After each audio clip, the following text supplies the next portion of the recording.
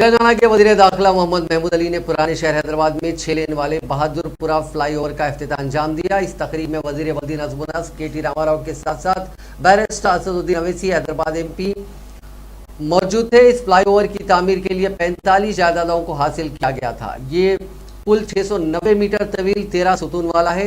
इस flyover bridge की तामीर का काम strategic road development plan phase 1 के हिस्से के तौर पर किया गया। नवंबर 2018 में इसकी तामीर का काम शुरू किया गया।